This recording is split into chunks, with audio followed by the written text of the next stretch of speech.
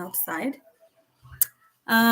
So for those of you that don't know, um, here in Kenya, we lack playgrounds. We lack playgrounds for our children to play. And right now it's hitting really hard because they are home from school and there's nowhere safe for them that's allocated just for them to play. And whereby, we just moved from the States and we've had the privilege to visit a few places and we have enjoyed playgrounds that are provided by the taxpayers through the government, and the government creates these parks for the kids to play. In Kenya, it's a whole different story because only the elite seems to have that privilege because they can afford to go to these places, pay for it, and their kids are able to play, they are exposed. And so, that comes with just a lot of other developments and exposure to many different things, different class of people. You make friendships with people. But when you're just stuck home in your little neighborhood, in that just one little block, where it's also a road, and you and your next door neighbors play in one little circle, but always looking, over your shoulders for the boda bodas, the tuk-tuks, can you even fully develop as a child? These things we don't take them as serious as they are, and it's so serious that I was reading somewhere where I think the United Nations that said playgrounds are so essential, like outdoor play is so essential that they declared it as a right of every child. So as a community, what are we doing to make sure our kids are playing outdoors safely? Nowadays they are stuck on electronics, they are on the phone, on the television all day, and the natural things we're supposed to be heightening, like communication, it's just subsidizing, it's just going down. You're finding like this kids, someone is like 10, 12 years old and can't even introduce themselves, or they can't even have a conversation.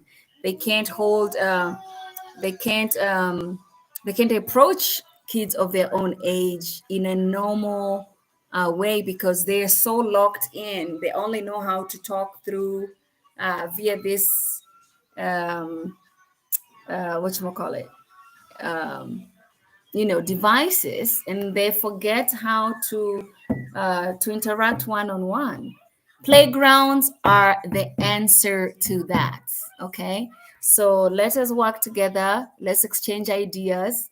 If there are, I'm trying to collect data on neighborhoods that are just so busy, you don't have any playgrounds, and of like public spaces or a church or a school that we can work with, and we can work together as a community and bring about age appropriate equipment and activities to engage our children. So if you have the space or someone that's willing to collaborate with us, maybe donate their time, their expertise, equipment, money, whatever it is, reach out. Reach out to me directly as we prepare a platform, which is going to be a non-profit organizations to collect data. Excuse the background noise, that's my son on electronic. Yeah, so as we wait for the official documents. Oh, thank you, sweetheart, he went outside. As we wait for the official documents for the nonprofit, we also need to just come together as a community and see how we can work together, because this is not a one-man show, and not one organization or one person can make this whole thing happen. So we have to work together. So if this is something that is aligned with, if it's hit you in a different, if he can hear what I'm saying, you don't even have to be a parent, you don't have to have a child to understand this. Maybe you're a teacher, or a caregiver, or just a community member that sees this is a need, and this way we are able to see what issues come up and how we can direct the youth, our children, on how to follow right protocol and stuff. But if they're just locked in the house, we don't know what's going on. We don't know what's going on.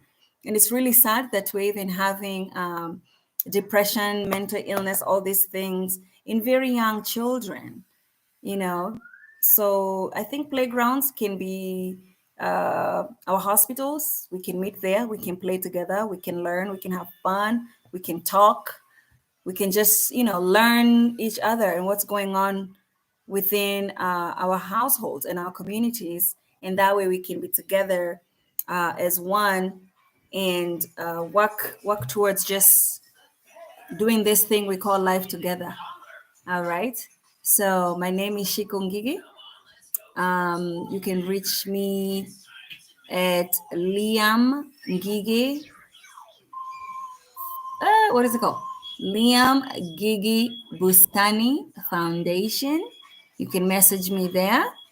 That is a platform we are gathering data and putting it all together. Feel free to tag me or send me pictures of your current play areas in your neighborhood. But we can exchange messages there on Liam Ngigi Bustani Foundation. That is my Facebook. That's our Facebook handle. And we can do these things together. Until then, thank you very much and have a wonderful rest of the week. Bye-bye.